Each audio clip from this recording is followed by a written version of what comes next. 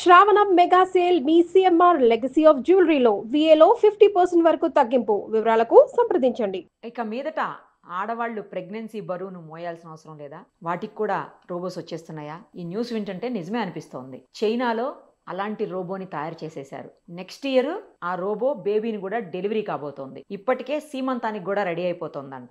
ఏంటిదంతా అనుకుంటున్నారా?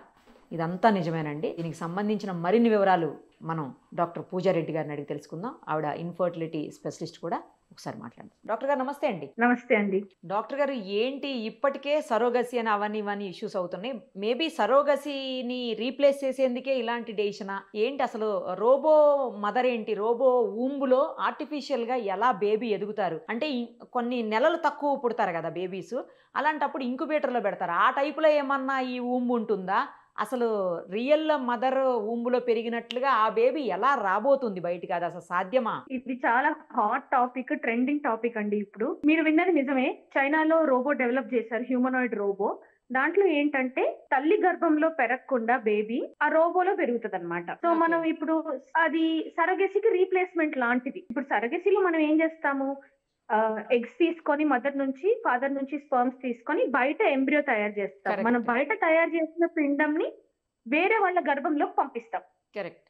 సో దీంట్లో ఏంటంటే మనం పిండం బయట తయారు చేసిన తర్వాత ఆ ఎంబ్రియోని రోబోలో పెడుతున్నాం. ఆ రోబోకి ఏంటంటే చాలా కనెక్షన్స్ ఉంటాయి అన్నమాట. అంటే లోపల ఫ్లూయిడ్ అది సర్క్యులేట్ అవ్వడానికి, బేబీకి కావాల్సినవన్నీ బేబీకి ఎక్కడానికి, బేబీ నుంచి వచ్చే వేస్ట్ ప్రొడక్ట్స్ అన్ని బయటికి రావడానికి మనకి రకరకాల కనెక్షన్స్, ట్యూబింగ్స్ ఉంటాయి అన్నమాట.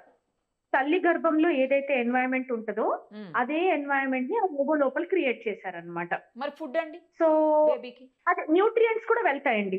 ఇప్పుడు మనం ఐవీఎఫ్ చేసినప్పుడు ఏంటి, ఎగ్ ని స్పర్మ్ ని తీసుకొని ఎగ్ లోకి స్పర్మ్ ఇంజెక్ట్ చేసి ఫస్ట్ 5 days ల్యాబ్ లోనే పెరుగుతుంది. 5th day తర్వాత ఆ పిండం ని మనం తల్లి గర్భంలోకి పంపిస్తున్నాం. దీంట్లో ఏంటంటే అలాంటి మీడియాలో, అలాంటి ఫ్లూయిడ్స్ లో, అలాంటి కల్చర్డ్ ఎన్వైరన్మెంట్ లోనే కంటిన్యూ అవుతుంది అనమాట బేబీ. సో ఐవీఎఫ్ లో 5 days చేస్తున్నాం కదా, దీంట్లో కంప్లీట్ 9 months ఆర్టిఫిషియల్ గానే గ్రో అయిపోతుంది బేబీ. మరి అంటే లోపల ఒక లిక్విడ్ ఉంటుంది కదా, ఉమ్మ నీరు అంటాం మనము, మదర్ కి అయితే ఉంటుంది. ఇప్పుడు ఈ రోబోకి ఎలా వస్తుంది మరి? అదంతా ఆర్టిఫిషియల్ గా బయట నుంచి సపోర్ట్ చేస్తారు. ఆ లిక్విడ్ ని బయటే మ్యానుఫ్యాక్చర్ చేసి దానికి సిమిలర్ గా ఉండే లిక్విడ్ ని సిమిలర్ కాంపోజిషన్ లో అదే దాంట్లో బేబీ గ్రో అవుతుంది. డెఫినెట్లీ హ్యూమన్ టచ్ ని, బ్రెయిన్ ని, ఎమోషన్ ని అయితే రీప్లేస్ చేయలేదు రోబో. కానీ ఇప్పుడు ఏంటంటే నిజంగా సరోగసి అవసరమైన వాళ్ళు, అంటే యూట్రస్ పైన మల్టిపుల్ సర్జరీస్ అయినాయనో, లేకపోతే మల్టిపుల్ మిస్క్యారేజెస్ ఉన్నాయి, లేకపోతే అసలు పుట్టుకతోనే యూట్రస్ లేకుండా పుట్టే వాళ్ళు కూడా ఉంటారు, లేకపోతే చిన్న యూట్రస్ తో ఉండేవాళ్ళు, చిన్న గర్భసంచి, లేకపోతే షేప్ వేరేలాగా ఉన్న గర్భసంచి ఉన్న వాళ్ళు, అట్లాంటి వాళ్ళు ఉంటారు. వాళ్ళలో మనం ఎన్నిసార్లు అటెంప్ట్ చేసినా కూడా ప్రెగ్నెన్సీకి అది సక్సెస్ఫుల్ ఉండకపోవచ్చు. అట్లాంటి వాళ్ళందరికీ ఏంటంటే as a last attempt surrogacy చేసుకోమని చెప్తాం అన్ని ఫెయిల్ అయినప్పుడు. కానీ సరగేట్ దొరకడం కష్టం అండ్ కాస్ట్ కూడా చాలా ఎక్కువ సరగసిది. సో ఇలాంటి ప్రాబ్లమ్స్ ఉన్న వాళ్ళకి ఏంటంటే this is going to be very helpful. అంటే ఇది అన్ని అప్రూవల్స్ వచ్చి అంతా బాగుండి, ఎలాంటి ప్రాబ్లమ్స్ లేవు, ఎలాంటి సైడ్ ఎఫెక్ట్స్ లేవు అని మనకు అథారిటీస్ అందరూ క్లియరెన్స్ ఇస్తే ఇది చాలా హెల్ప్ఫుల్ ఉంటుంది అలాంటి వాళ్ళకి. కానీ మన దగ్గర కొత్తగా ఏదొచ్చినా దానికి మళ్ళీ మిస్యూజ్ చేసుకోవడం అనేది ఒక గోల్ ఉంటుంది. సో అది కరెక్ట్ గా యూజ్ చేసుకుంటే it is going to be good.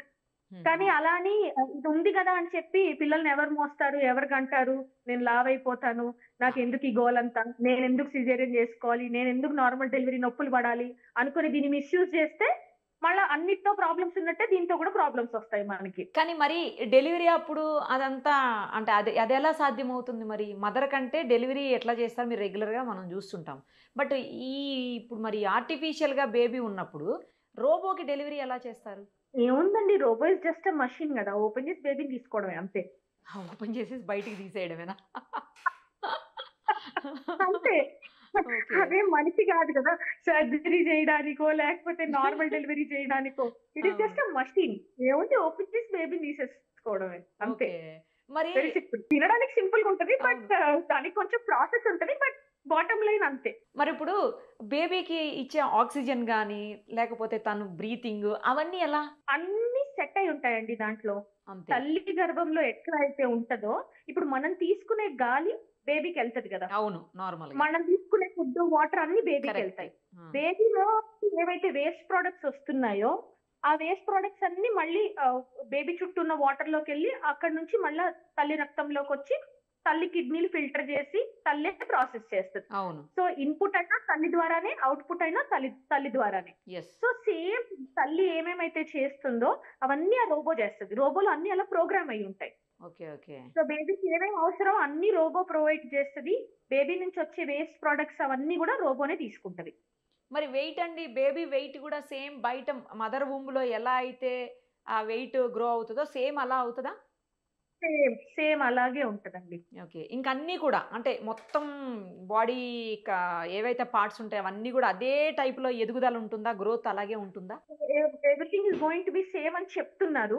ఇంకా అది మార్కెట్ లోకి వచ్చి మనకు కొన్ని బేబీస్ పుడితేనే తెలుస్తుంది దాంట్లో ఏమన్నా ప్రాబ్లమ్స్ ఉన్నాయా ఏంటి అనేది. ఇట్ ఇస్ వెరీ న్యూ, ఇప్పుడు ఇక్కడ వస్తోంది.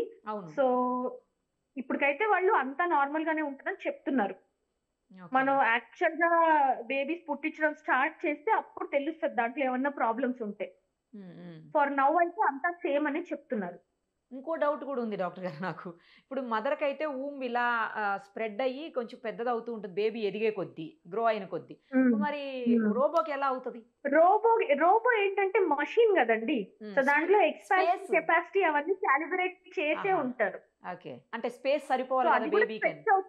అది కూడా అడ్జస్ట్ చేసుకుంటది. ఈ లోపల environment, temperature controls, nutrient control, oxygen control, carbon dioxide control, water level control, baby breathing movements, ఇంకా నార్మల్ మూవ్మెంట్స్ ని మానిటర్ చేసే టెక్నాలజీ అన్ని ఉంటాయి దాంట్లో. ఓకే. మన బ్రెయిన్ ఏవైతే చేసుకుంటుందో అవన్నీ బయట నుంచి సైంటిస్టులు చేస్తారు. బేబీ బయటకు వచ్చిన తర్వాత మరి ఫీడింగ్ అదంతా ఇంకా అప్పుడు ఆర్టిఫిషియల్ గా ఇవ్వాల్సి వస్తుందేమో కదండి. అంటే మామూలు డబ్బా పాలే పోయాలి, డబ్బా పాలు పోయాలి. ఇంకోటి ఏంటంటే మదర్ ఎవరైతే ఉన్నారో, బయోలాజికల్ మదర్ ఎవరైతే ఉన్నారో వాళ్ళని మనం ప్రిపేర్ చేయొచ్చు.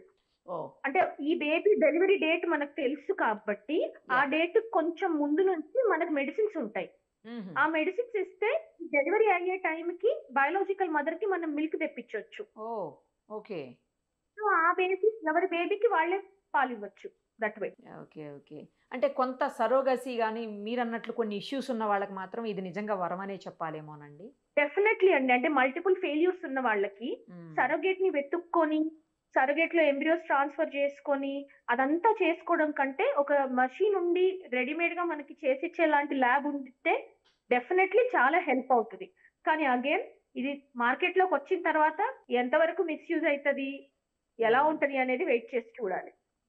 ఇప్పుడు మొన్నటి వరకు చూస్తున్నారు కదా సరోగసీ వివాదం, దాంట్లో ఎలా అయితే మిస్యూజ్ చేశారో అలా మిస్యూజ్ అవ్వకుండా చూసుకోవాలి దీన్ని. అవును. కానీ ఆ రోబో మన దగ్గరికి రావాలంటే కూడా కాస్ట్లీ అండి. 12 లక్షల దగ్గర సుమారు ఉంటుందంట అది మనకి. నేను న్యూస్ లో చూసాను $14,000 అని. సో చూడాలి ఎలా ఉంటుందో మీరు అన్నట్టు. ఇప్పుడు వరకు ఇనుములో ఒక హృదయం మొలిచినని పాడుకున్నాము, ఇనుములో ఒక బేబీ పుట్టింది అని పాడుకోవాలేమో అండి. కరెక్ట్, బాగా చెప్పారు. రైట్ డాక్టర్ గారు. చూద్దాం. అంటే డెవలప్మెంట్ అనేది అన్ని రకాలుగా జరగాలి. బట్ అది మీరు ఇందాక అన్నట్లు నైతికంగా కూడా ఆలోచించాల్సిన అంశం ఇది. డెఫినెట్లీ ఎలాంటి రోబో వచ్చినా ఏదొచ్చినా హ్యూమన్ టచ్ ని, ఒక బేబీని మోసి కనే ఆ ఫీలింగ్ ని, ఆ బ్రెస్ట్ ఫీడింగ్ ఎమోషన్ ని, మదర్ కి చైల్డ్ కి ఉన్న అటాచ్మెంట్ ని అయితే రీప్లేస్ చేయలేదు. తప్పని పరిస్థితులలో ఇదొక ఆల్టర్నేటివ్ ఉంది కదా అని ఎవరు పడితే వాళ్ళు అవసరం లేని వాళ్ళు ఇలాంటివన్నీ ఆఫ్ చేసుకోకూడదు. తర్వాత లీగల్ ఇష్యూస్ వచ్చే అవకాశం కూడా ఉంటుంది కదండి. ఆ లీగలైజేషన్ అవ్వాలి, ఇవన్నీ చాలా ప్రాసెస్ ఉంటుంది, అంత ఈజీ ఏం కాదు. Yes it will take time అండి. అది రావాలి, దాని సేఫ్టీ కంప్లీట్ గా ప్రూవ్ అవ్వాలి, దెన్ మార్కెట్ లోకి రావాలి, దానికి రెగ్యులేటరీ అథారిటీస్ ఉంటాయి. కరెక్ట్. ఏదైనా ఒక అడుగైతే ముందుకు పడింది కదండి డెవలప్మెంట్ కి సంబంధించి. డెఫినెట్లీ నిజంగా అవసరమైన వాళ్ళకి it is going to be of help. Thank you doctor గారు, చాలా ఇన్ఫో చెప్పినందుకు. Thank you so much. Right. Suman టీవీలో మీ పర్సనల్ అండ్ బిజినెస్ ప్రమోషన్స్ కోసం కింది నెంబర్కి కాంటాక్ట్ చేయండి.